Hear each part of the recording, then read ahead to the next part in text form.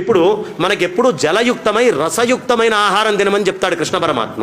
మీరు ఏం చేస్తున్నారు? ఇప్పుడు మనకు ఒకటే గుర్తుంచుకోండి, మనం తిన్నటువంటి అన్నం ఏదైతే ఉంటుందో ఈ అన్నము లోపలికి వెళ్ళి ఆక్సిజన్ వదిలిపెట్టాలి.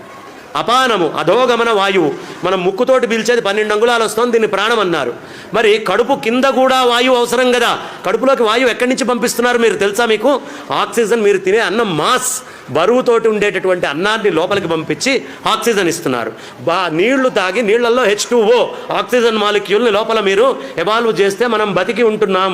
ఈ ఆక్సిజన్ అనేటటువంటిది లోపల కడుపులో మాస్ బరువు ద్వారా మనం పంపిస్తున్నాము, అవునా? ఇప్పుడు బిస్కెట్ అనేటటువంటిది ఎట్లా తయారు చేస్తారు? దాన్ని తీసుకెళ్ళి బేక్ చేస్తారు. బేక్ చేసినప్పుడు అది ఏం చేస్తుంది?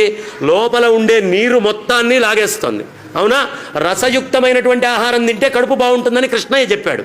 ఇప్పుడు ఈ బేక్ చేసినప్పుడు నీళ్లు మొత్తం తీసేస్తే మీరు ఆక్సిజన్ కడుపులో తినేటటువంటి దానికి ఇవ్వకపోగా ఈ బిస్కెట్ లోపల తినటం వల్ల లోపల ఉన్నటువంటి నీళ్ళని ఆక్సిజన్ని ఇది గుంజుకుంటోంది. అంటే అది మీకు శక్తినివ్వాల్సినటువంటిది మీ అన్నము అన్నాదమవుతోంది, మీ లోపల ఉండే అన్నాన్ని తినేది అవుతోంది. అన్నము శక్తినిచ్చేది అవ్వాలి, కానీ మీ శక్తిని తినేటటువంటిది అన్నం ఎట్లా అవుతుంది? ఇప్పుడు కడుపులోకి వెళ్ళి బాగా ఉడకబెట్టి ఎండబెట్టిన దానికి తపనతోటి ఉంది, నీళ్లు కావాలి. నీళ్లు కావాలంటే ఏం చేస్తుంది? పొడి పొడిగా మీరు తగిలిచ్చి రుచిగా లోపలికి వెళ్ళినటువంటిది లోపల ఉండేటటువంటి జలాన్ని ఆక్సిజన్ని గుంజుకుంటూ ఉంటుంది.